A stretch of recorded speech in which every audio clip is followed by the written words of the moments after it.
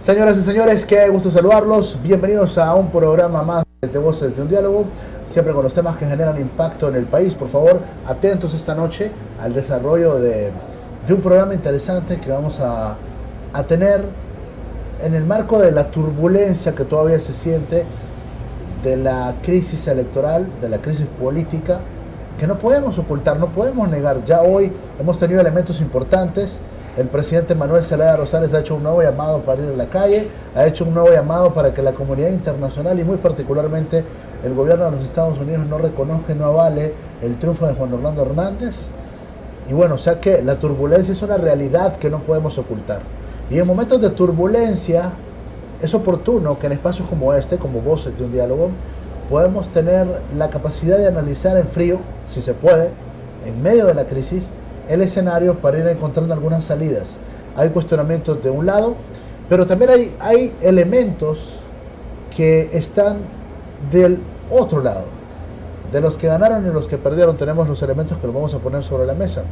Para abordar este temático hoy me acompaña un distinguido amigo, un caballero, expresidente del Tribunal Supremo Electoral, Tribunal Nacional de Elecciones en aquel entonces, don Mario Aguilar González. Qué gusto, ¿qué tal? ¿Cómo le va? Buenas noches. Muchas gracias, Alan. Encantado de atender esa invitación tan cordial y gentil que hemos ido postergando claro que sí. Por mucho tiempo, pero encantado de estar aquí y dispuesto a aportar en la búsqueda de las soluciones para la paz en Honduras.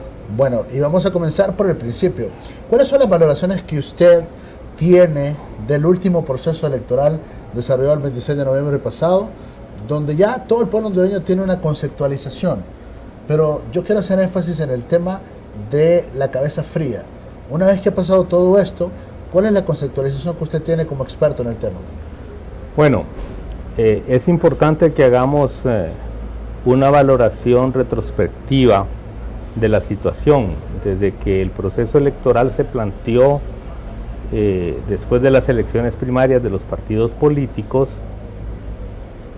varias corrientes políticas establecieron que iban al proceso electoral significando que solo si el resultado electoral les era favorable podían reconocer las elecciones. Eso me pareció un contrasentido, en cuanto que si yo acepto unas reglas de juego y me someto a la convocatoria producida por el Tribunal Supremo Electoral y a todos los actos concatenados a esa convocatoria, que van desde lo que es la inscripción de los candidatos a la presidencia de la República, a los diputados, al Parlamento, al Congreso Nacional, las corporaciones municipales, y como dice el voto razonado de la actual declaratoria, ese hecho mismo de sometimiento implica el reconocimiento de la existencia de un proceso electoral. Ahora, que los resultados tenían que ser únicamente favorables a determinada corriente, entonces no estamos frente a un proceso de elecciones, sino frente a esas frases totalitarias de sí o sí. Y ante esas circunstancias, lo único que se podría demandar era la madurez cívica en aquel momento de la no aceptación del proceso y de no someterse al proceso de elecciones. Pero cuando yo estoy sometido a los procesos, estoy sometido a sus consecuencias. Y la consecuencia es que frente a una elección puedo ganar o puedo perder. Si gano, tengo que ser humilde en reconocer que el pueblo hondureño o el pueblo de manera general me ha dado su respaldo de manera mayoritaria, porque en todas las elecciones habrá un conglomerado, un determinado porcentaje de gente que no me acompaña. De la misma manera es si pierdo, tener la hidalguía de aceptar que no me acompañó la mayoría significativa como para poder acceder a aquello que yo me planteé como el mecanismo, el objetivo por el cual iba al proceso de elecciones. Pero como que todos se alinearon en ese sentido. Ellos que dijeron, bueno, no vamos a reconocer el resultado porque ya sabemos que va a haber fraude y ya sabemos que los magistrados son vendidos, pero por otro lado también desde la institucionalidad, sí, ellos ya dicen que que no van a aceptar los resultados, sí, ellos ya dicen que nosotros somos vendidos, sí, ellos ya dicen que nosotros somos cuadros del oficialismo, como que en un ambiente de sinvergüenza todos aceptaron ese escenario, don Mario. Yo diría que si uno piensa que el árbitro en un partido de antemano está vendido, pues no debía someterse al partido. Yo creo que las valoraciones que se hicieron o se hacen en torno al árbitro, en este caso el Tribunal Supremo Electoral, siento que desborda el raciocinio y se entra dentro del campo del sentimentalismo, de lo que yo quiero obtener y que solo si lo obtengo entonces el árbitro es bueno y es justo. Y si no, veámoslo. Primero, la Organización de Estados Americanos era un organismo vendido, era un organismo sin vergüenza, eran jueces y árbitros que venían ya con una idea preconcebida. De repente se interpreta que la posición de la Organización de Estados Americanos es favorable a una determinada circunstancia y entonces la Organización de Estados Americanos debe ser el árbitro y debe ser quien tome las decisiones en relación al proceso electoral. Yo creo que ahí, como le digo, hay un desborde irracional del sentimentalismo y lo que cabe es realmente examinar si la circunstancia de la votación fue fidedigna, y en este caso el único camino que queda es corroborar in situ a través de la documentación, porque este no es un país en donde el proceso sea un proceso automatizado de voto electrónico, y el único que puede dar un resultado oficial es el sistema manual, que es el sistema que utiliza el Tribunal Supremo Electoral para dar el resultado y el veredicto final. Lo que ocurre en la noche de la elección es únicamente un resultado preliminar y un resultado parcial. Así lo establece el artículo 188, y entonces se impone la prudencia de proclamarme o no proclamarme vencedor con un resultado parcial que todavía no es un resultado definitivo. Ok, se desarrolla el proceso, pero la primera proyección, y es acá donde yo creo que se genera toda la duda, primero, que no son capaces de dar el resultado a las 7:30 de la noche como ha sido tradicionalmente. Luego, el resultado se da a las 1:30 de la mañana del día siguiente. La primera proyección indica que el señor Salvador Nasralla va adelante con poco más del 60% del escrutinio. 57%. 57% del escrutinio, casi llegando a los 60%. Pero nunca había ocurrido que una primera proyección pudiese revertirse. Y ahí como que comienza toda la historia. Ahí es donde siento, Alan, que el examen que hacemos de la realidad no encaja con lo que la ley está señalando. El artículo 188 de la ley, que se lo mencioné anteriormente, establece que el resultado, no proyección, no tendencia, sino la suma de las actas de cierre que llegan vía electrónica al Tribunal Supremo Electoral hasta el 57.3%, porque eran la mayoría de actas, no tanto de la zona urbana o zona rural como la califican, sino de la zona norte del país, en donde la alianza de oposición obtuvo indudablemente el triunfo, era favorable a su tendencia, a esa tendencia política. Pero en ese momento ya no podemos hablar nosotros de tendencias, porque yo no soy un especialista en este tipo de ciencia, pero no estamos frente a una encuesta, no estamos frente a un sondeo. Ya son resultados. Ya son resultados concretos que están automatizados en el sistema informático del Tribunal Electoral, pero que no es el resultado definitivo, porque el mismo tribunal, cuando cierra, aun cuando haya sido tardía el aviso, a la 1 de la mañana, cuando cierra la transmisión, anuncia que hay cerca de 2 millones de votos que todavía no han sido contabilizados.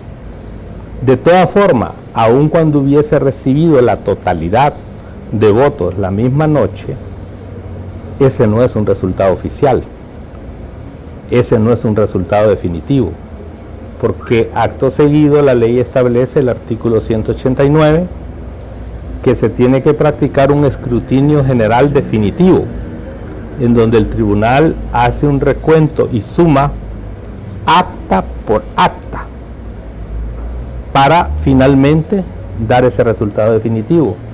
Y cuando encuentra en ese escrutinio general actas con inconsistencias, entonces el tribunal, por vía del reglamento, somete esas mesas electorales receptoras a los que se denominan escrutinios especiales, en casos que el mismo tribunal reglamenta, como por ejemplo cuando se practica la votación en la mesa electoral receptora, pero la mesa no produce el resultado, es decir, no hace el acta de cierre.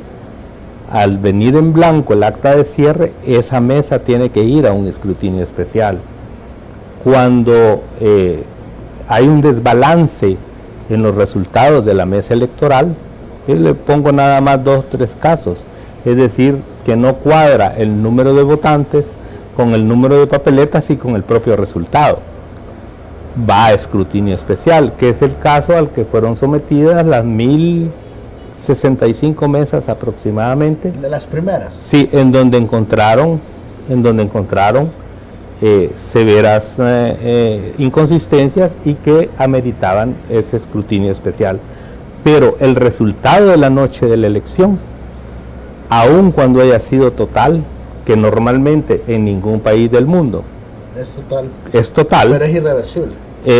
A veces sí, bueno, pero por ejemplo, usted vio el caso de Alabama, ahora en los Estados Unidos, en donde cerraron la elección, cerraron el resultado y iba ganando el republicano al cierre de la información, y el siguiente día el que llevaba la ventaja por 1 punto tanto por ciento era el demócrata, sí, cuando ya viene el conteo definitivo. Solo que en Estados Unidos todo el sistema es automatizado, no igual aquí en Honduras, en donde el sistema de votación sigue siendo un sistema manual. Ok, y ahí de la diferencia, ¿no? Hay menos garantías de seguridad, como ha sido siempre. Lamentablemente no se ha preocupado la misma clase política por cambiar este tipo de situaciones. A pesar de que ¿De qué dinero? Fíjese que cuando yo fui presidente del Tribunal Nacional de Elecciones, dejé suscrito un convenio que nunca se ejecutó, porque yo salí del tribunal, entre el Tribunal Nacional de Elecciones de Honduras y el Tribunal Superior Electoral de Brasil, en donde íbamos a comenzar los proyectos de automatización del voto, que iba a comenzar con proyectos pilotos, porque no puede en un país en donde el sistema es manual entrar de lleno con un proyecto automatizado, precisamente porque hay una serie de aspectos y circunstancias técnicas y además de comportamiento sociológico que se tienen que valorar y que se tienen que finalmente superar para poder entrar en el proceso automatizado, como por ejemplo el miedo escénico. ¿Cuántos de nosotros hemos estado frente a una máquina, por ejemplo, para hacer pagos en los bancos, en la banca electrónica, y nos encontramos con la dificultad de utilizar nuestro código para poder entrar al sistema, o en la dificultad de no saber hasta cómo se colocan los billetes para poder hacer los pagos. Eso se llama miedo escénico, y eso no le ocurre únicamente a personas que no tienen el nivel cultural ni el nivel educativo como para entender este sistema. Nos ocurre a los profesionales de cualquier índole, cuando nos encontramos siempre frente a este tipo de circunstancias y situaciones. O sea, no es de la noche a la mañana. No, tiene que ser un gradual, un proyecto, un proceso gradual. Sí. Ok, bueno, vamos a ir aterrizando en el sentido que tiene que ver con los informes que vino presentando la Organización de Estados Americanos, que yo me quedo con lo que usted dijo hace poco. También descalificaron a la Organización de Estados Americanos, que venían vendidos, que venían pagados con miles de dólares, etcétera, etcétera. Y después tiene las más altas calificaciones. Y después, bueno, es la OEA la que les permite a ellos incluso cuestionar el proceso. Los elementos los da la OEA, no los da básicamente la oposición. Pero sí ellos encontraron varios hallazgos que concluyen, entre otras cosas, que ellos se fueron sin certeza del resultado final. Y eso desde luego impacta a lo interno e impacta también a nivel internacional. Que un organismo que viene acá a realizar un proceso de observancia no tenga certeza del resultado final. ¿Cómo lo evalúa usted? Es preocupante, porque supuestos técnicos y expertos en materia de elecciones producen un informe que deja dudas por disipar,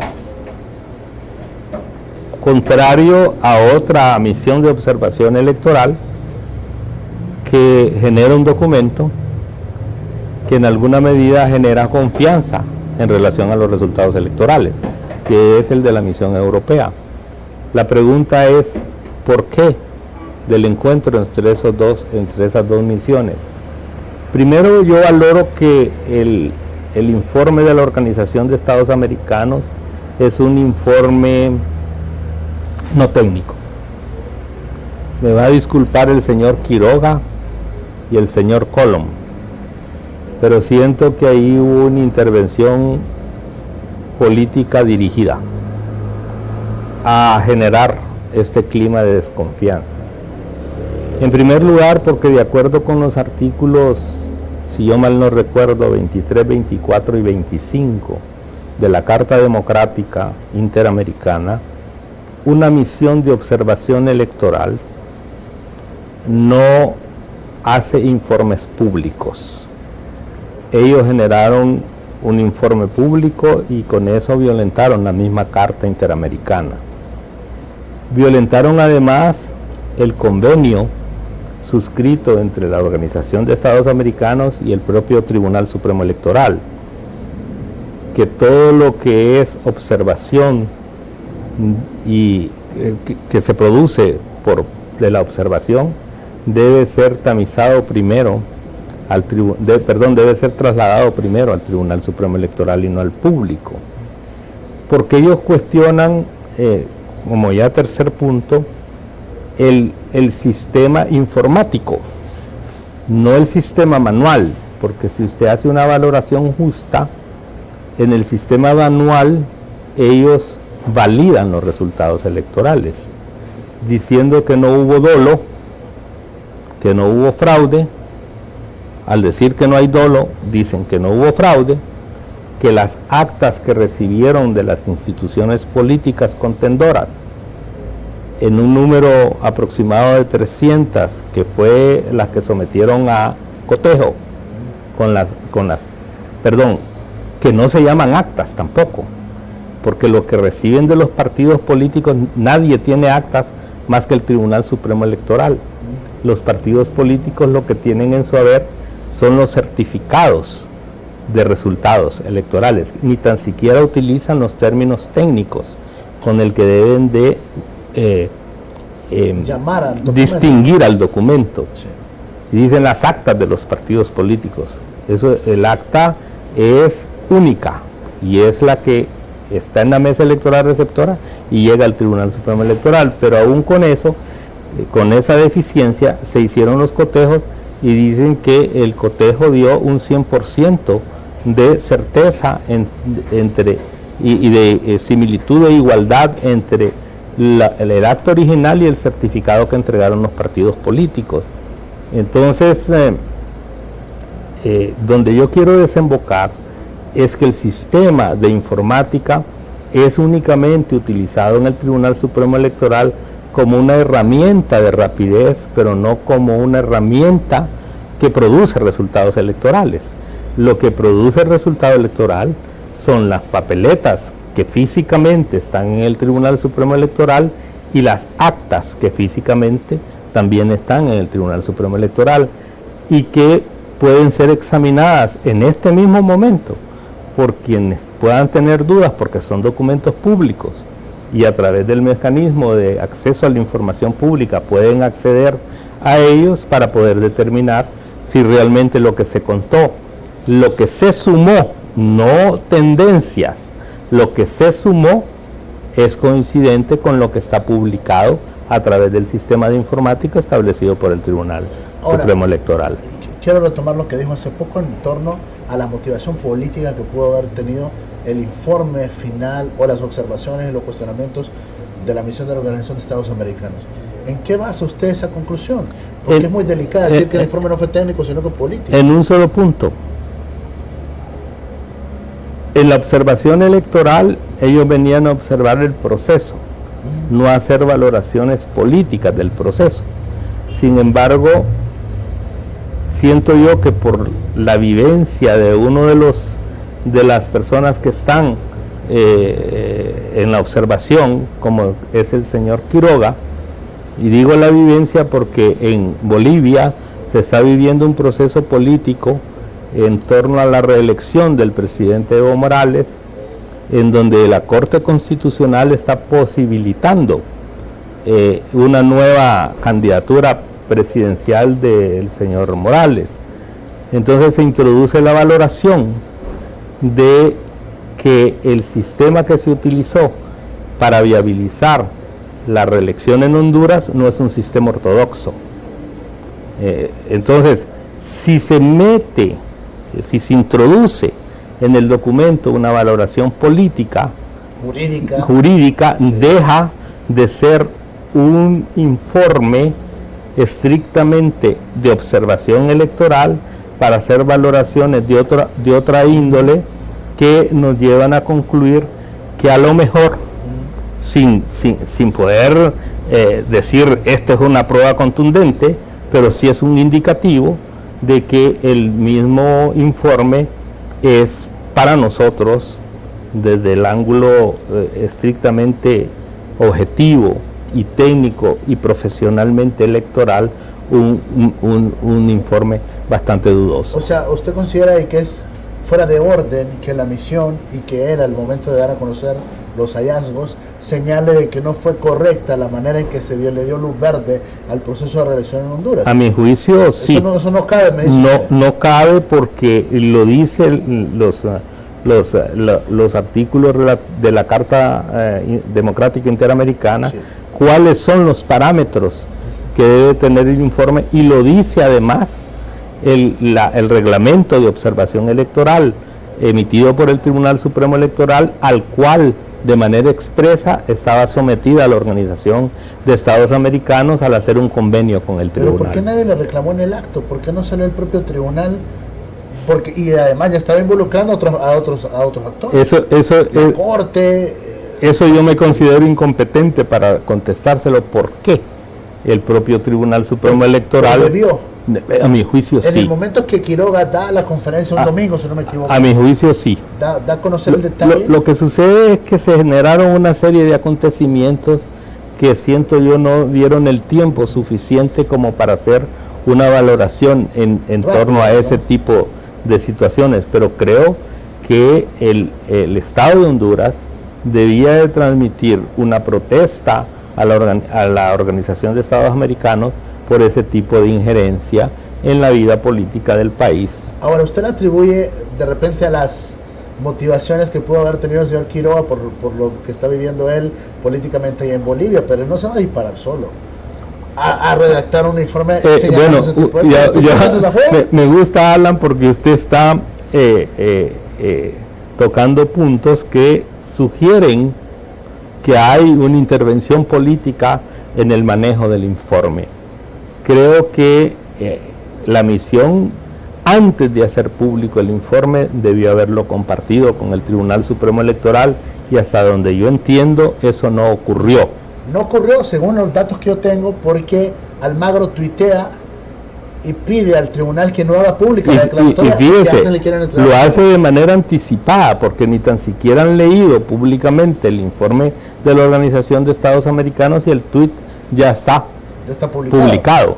Entonces, pide, no den la declaratoria porque vamos con el informe. Yo me explico la posición del secretario general, en el sentido de que dentro de 2 años él vaca, muy probable quiera la reelección. Allá sí es válida, no es por medios ortodoxos, no lo establece el tratado interamericano.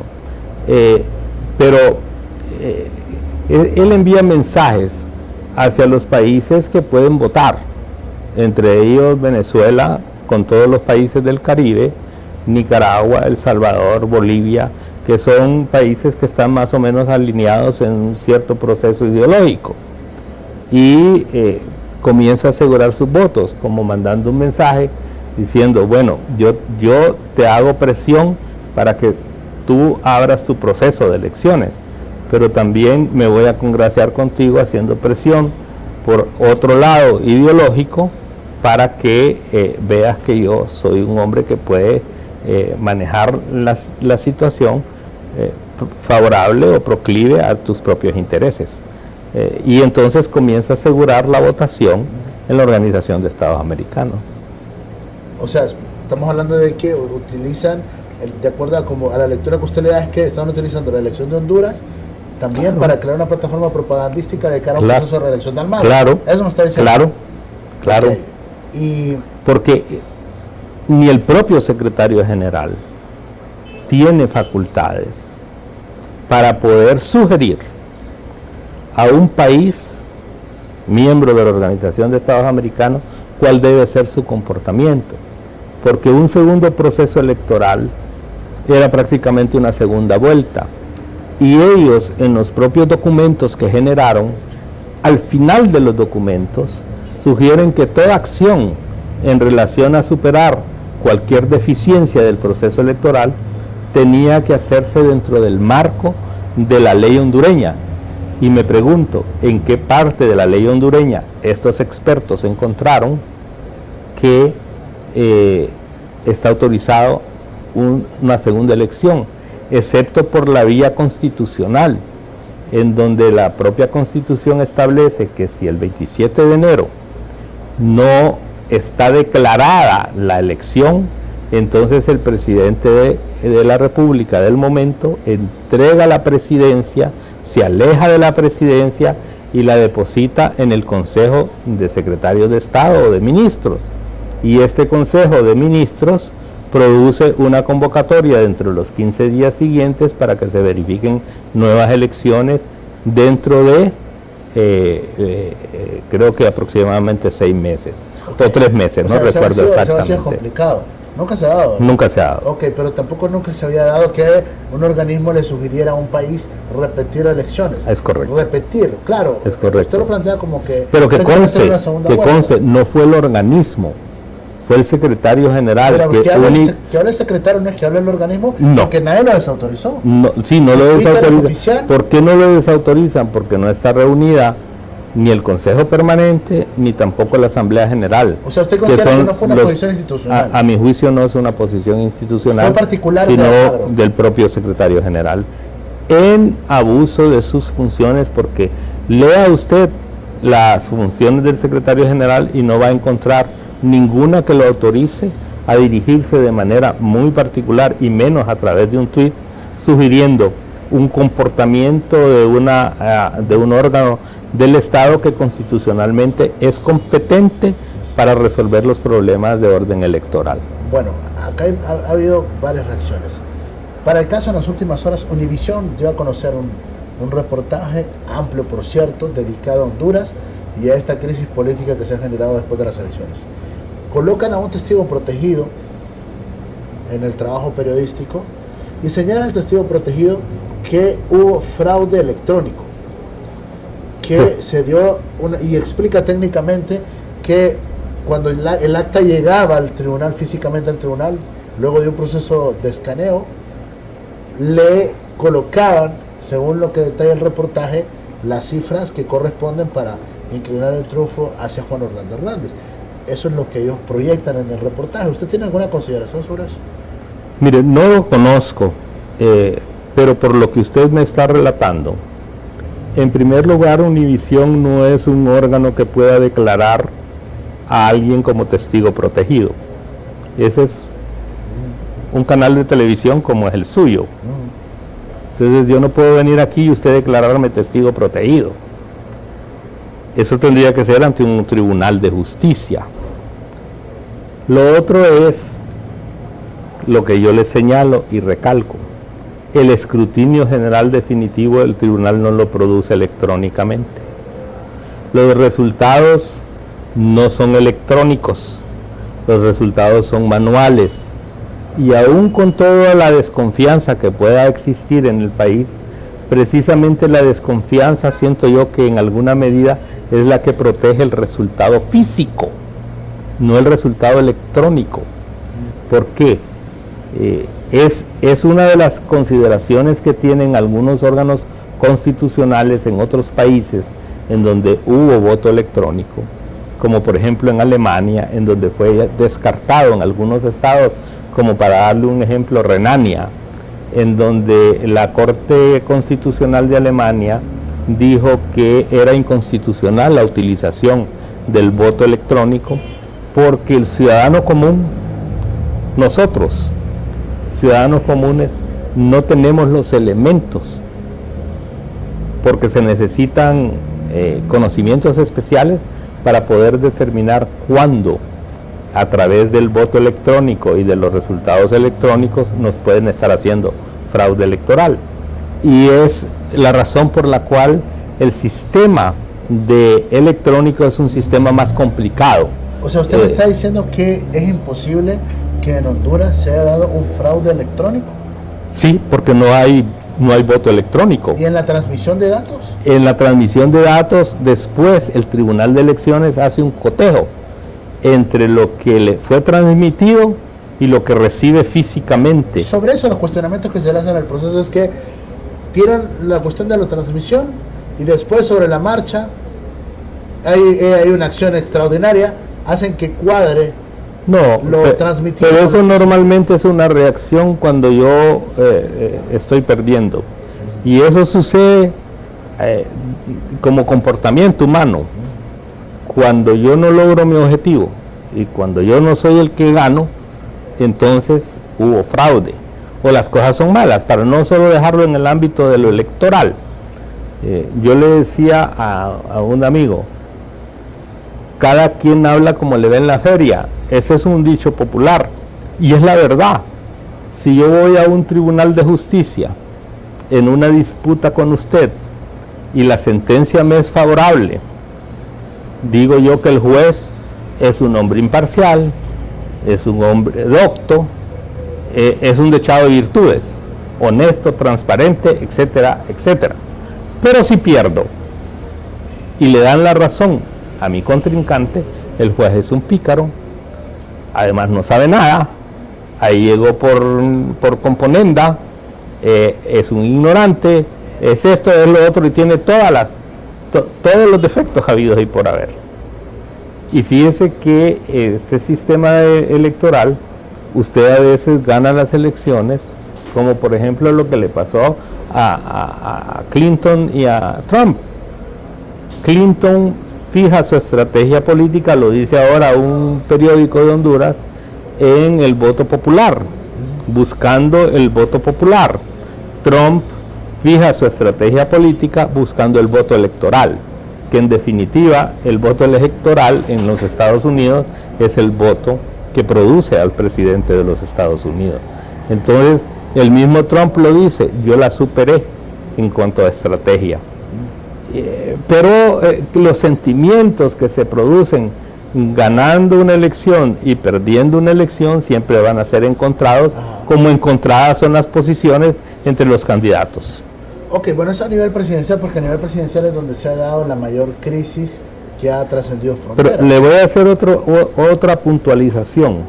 En las acciones de nulidad emprendidas por lo que se denomina la oposición, y digo la oposición para englobar al Partido Liberal y a la propia alianza electoral, todos cuestionan el resultado presidencial, no así el resultado de diputados al Parlamento Centroamericano. Y tampoco el Congreso Nacional de la República. Pero es más importante el Parlamento Centroamericano en tanto que los resultados presidenciales son los que determinan la integración del Parlamento Centroamericano. Quizá no vieron que reconociendo los resultados electorales sobre el Parlamento Centroamericano están validando el resultado presidencial. Entonces, si es incorrecto el resultado presidencial, también es incorrecta la integración en el Parlamento Centroamericano, pero ninguna de las acciones de nulidad está enfocada en ese sentido, y eso se llama un error, no digo un error de cálculo, es además una ligereza electoral y política de primer orden, porque acepto el resultado para el Parlamento que deviene su integración del resultado presidencial. Qué interesante. ¿Sí? Qué interesante, sí, o sea, sí. Para Luis Zelaya, para Mel Zelaya, que presentaron la semana o en los últimos días acciones de este tipo, impugnan los resultados presidenciales, sí, pero no impugnan la integración del Parlamento Centroamericano, que era lo que corresponde. Es correcto, quizá porque tampoco le dan importancia al órgano, pero al final lo importante es que validan el resultado presidencial. Yo también creo que es oportuno ampliarlo a nivel de diputados y a nivel de alcaldes, pero bueno, diputados del Congreso Nacional de la República. Hubo alguna acción ahí, pero no de manera general. No de manera general. ¿Y qué pasa? Si hicieron fraude, según la tesis de la alianza, según la tesis del Partido Liberal, si hicieron fraude a nivel presidencial, hubo fraude también a nivel de los diputados del Congreso Nacional. Pues y ahí sí entramos. Esa sería la lógica, porque si un partido político se prepara para hacer fraude, no sería solo haciendo. Yo digo, qué interesante es que yo me prepare para hacer fraude y en muchas circunstancias a lo largo de la historia pierda las elecciones, porque yo le voy a dar ejemplos. El Partido Nacional fue sindicado para la constituyente de estar haciendo fraude y perdió las elecciones. Para la época de Suazo Córdoba estaba haciendo fraude y perdió las elecciones. Para la época la etapa del 85 fue un poco complicada porque también generó una crisis de orden político que se fue a través de la alternativa B, que fue un procedimiento inconstitucional. Sin embargo, fue aceptado por los actores políticos, ¿verdad? Luego vino la elección de Callejas y el Partido Nacional estaba en la llanura, ¿verdad? Y también estaba haciendo fraude, tanto que al final el Tribunal Electoral tuvo que hacer un procedimiento de voto especial. No sé si usted se acuerda, pues está joven. Y en el procedimiento de voto especial que se dio, precisamente porque decían que toda esta gente no estaba en el censo electoral, si usted se va a los resultados electorales, ganó el presidente Callejas, que es el que había ganado la elección normal, ¿verdad? Luego vino la elección de Reina, en donde también el Partido Nacional estaba haciendo fraude y perdió las elecciones. Entonces, es interesante este tema porque, a mi juicio, Alan, hay irregularidades en los procesos electorales, tenemos que aceptarlo porque es producto de nuestro propio modo de ser y de estar, ¿verdad? Somos un país que no tiene cultura política, en donde nosotros no sabemos ganar ni sabemos perder, y además, fíjese el tipo de adoctrinamiento que le dan los partidos políticos a sus representantes de mesa. Van a defender su voto, como que si van a un proceso de guerra. Y el representante en mesa electoral receptora no debe ir a defender voto de partido, debe ir en todo caso a certificar que el ciudadano o ciudadana que se presente a ejercer el sufragio lo haga con las garantías del caso, y que la lectura que se haga del resultado de cada una de las papeletas sea absolutamente transparente. Pero, y otro punto, ahora se acusa de fraude electoral. Si usted hace un examen de la presencia de los partidos políticos en las mesas electorales receptoras, el informe que se leyó, aún creo que por la propia OEA, lo que ha hecho el Tribunal Electoral, es que la alianza opositora contra la dictadura tuvo presencia en más de 16.500 mesas electorales receptoras, al contrario de los partidos tradicionales, Nacional y Liberal, que solo hicieron presencia en 2.557 mesas electorales. Qué interesante que en 4.000 mesas electorales los dos partidos tradicionales no tuvieron representación. Entonces, ese tipo de valoraciones tienen que entrar forzosamente para hacernos recapacitar de que aun cuando nuestro sistema no es un sistema perfecto, tampoco es todo lo imperfecto que le queremos endilgar. Ahora, sí, se han quedado con el nivel presidencial.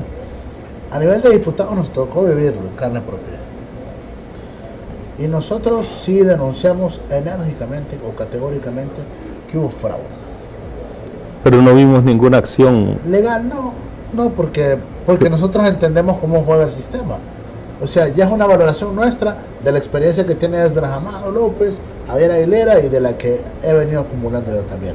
Una acción legal también es como, nosotros sabemos cómo se juega esto. Es que todo depende del enfoque que le den y que le den. Vimos actas, por eso que no son actas, ¿verdad? Las copias. Certificados. Son certificados. Bueno, los certificados subidos a la plataforma. No, ya los que están subidos sí son actas. Bueno, ya en acta, donde nos quitaban de 100 en 100 puntos y teníamos lo físico y se hizo un contacto directo con la autoridad. Pero es que ahí es donde siento yo que hay falta de entendimiento del alcance de las acciones de nulidad que se pueden emprender contra las elecciones, porque la generalidad de los abogados enfocan las nulidades a no aprobar que el resultado que el tribunal maneja está en contradicción abierta con el certificado de resultados que tiene cada uno de los partidos, sino que así, prescindiendo de la prueba fundamental que es el certificado de resultados, lo que quieren siempre es practicar un nuevo escrutinio. Como que eso ya no es nulidad, y eso serían juicios de inconformidad que no existen de acuerdo a la legislación hondureña. Sobre ese tema nuestro en particular, nosotros concluimos que sí hubo fraude a nivel de diputados, que fue muy descarado, que rebasó el nivel de pudor que usualmente se tienen para los procesos electorales, y nosotros entendemos cómo opera el sistema. O sea, el sistema a nivel de diputados es bien particular. A nivel de diputados, los fraudes se montan en diferentes niveles. Nosotros confiamos en el sistema de manera inocente, casi ingenua. El partido no nos dio credenciales, no pusimos una tan sola persona en la mesa, pero nosotros nos sometimos porque nosotros confiamos en el sistema, confiamos en la autoridad, que la autoridad y que los demás partidos, porque como todo se supone que estaban vigilando, iban a respetar los votos de cada quien. Pero ¿qué nos encontramos?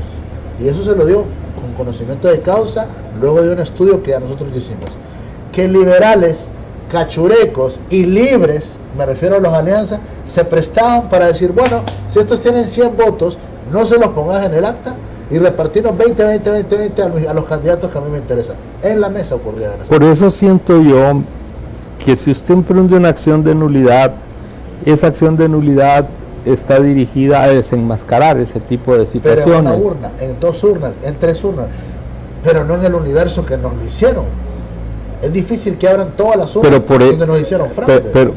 Pero nunca siento yo, Alan, que se debe renunciar a la posibilidad de impugnar un resultado de esa naturaleza, porque entonces sí, la impunidad se entroniza, en el sentido de que esto queda siempre a nivel nuestro, a nivel mediático, en el sentido de que yo lo hago público, pero que no tengo los elementos para poder probarle, no solo a la institucionalidad, sino a la propia sociedad, de que es cierto lo que yo estoy afirmando. Porque entonces se queda a nivel de especulación, y no me parece que es del todo sano para el mismo sistema. Está bien, pero nosotros entendemos cómo va el sistema. O sea, el sistema, nosotros concluimos, no quiera Esdras y no quiera ninguno de nosotros adentro. Así funciona el sistema. Ahora, nosotros publicamos de manera muy seria y muy responsable una grabación que involucra al actual señor secretario del Tribunal Supremo Electoral pidiendo dinero, 50,000 no sé qué, y después 300,000, que sea un total de 350,000 no sé qué.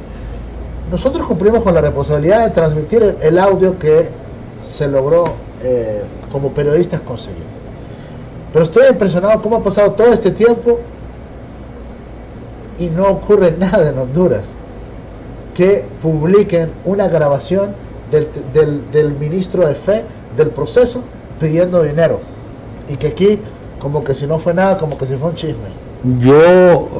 Es ahí donde yo, sin el ánimo de entrar en defensas, porque creo que el abogado Alejandro Martínez es lo suficientemente tiene la suficiente capacidad para poder defender su circunstancia.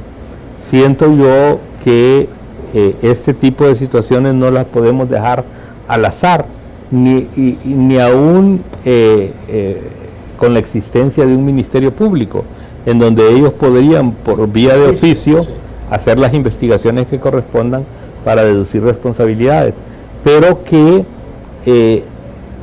los que nos sentimos afectados en determinado momento por una circunstancia de esta naturaleza debemos de utilizar el mecanismo accionando, pero no se conoce ninguna acción en ese sentido. No se conoce. Entonces, el oficio debió haber actuado el Ministerio Público, sí, pero no debemos de ser tan conformistas. No, pero nuestro trabajo como periodistas era publicarlo.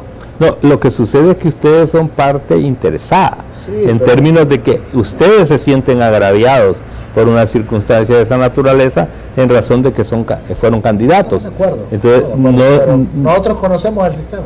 Pero no importa, Alan. Yo creo que si nosotros decimos que caiga, es que no necesariamente para que las circunstancias nuestras se enderecen, tienen que caer de una manera que impresionante. Que si hubiésemos ido al Ministerio Público, llevamos la grabación.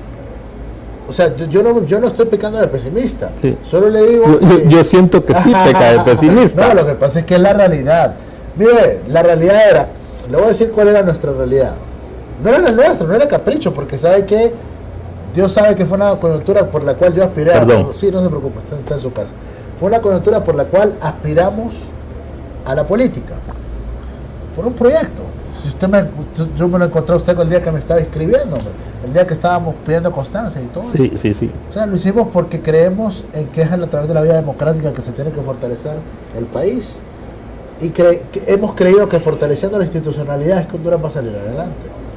Le digo, casi de manera, no sé, ingenua, inocente, nos sometemos porque aquí es una guerra de galaxias para ganar una elección. Yo he sido candidato en 2 oportunidades y no he logrado mi aspiración, ¿verdad? Entonces yo pienso que hay que ser persistente, que no vamos a cambiar las circunstancias si no hay determinación de nosotros mismos. Es cierto, ahí está la acción de oficio, pero si vemos que no hay acción de oficio, pues hay que accionar. Hay que accionar. Nosotros, porque tenemos esa facultad, nos la reconoce la ley. Don Mario, qué gusto platicar con usted esta noche. Muchas gracias, muchas gracias, muy amable. Gracias por venir al programa. Muy amable, y estamos abiertos a cualquier oportunidad en donde podamos tratar de expresar la verdad, no nuestra verdad. Yo creo que debemos de bregar en Honduras a decir la verdad, sin apasionamientos de ninguna naturaleza y tratando de ser objetivos a pesar de nuestras simpatías políticas que son inocultables, pero que en nuestro desempeño debe ser un desempeño de orden técnico, profesional, de tal manera que la presencia nuestra sea en un medio de comunicación, sea en la propia institucionalidad, sea en una organización de partido, genere confianza y se piense que estamos actuando dentro de la responsabilidad. De nuevo, muchas gracias. Muchas gracias a usted, Alan. Encantado. Don encantado. Mario Gonzalo, soy acá en Voces de un Diálogo. Muchas gracias a todos ustedes que siempre están pendientes del programa. En nombre del ingeniero Sonny Rodríguez está el ingeniero Manuel Rojas, el ingeniero Anaías, son encargados de la producción de este programa. Señoras y señores, yo soy Alan Fiellos, con permiso.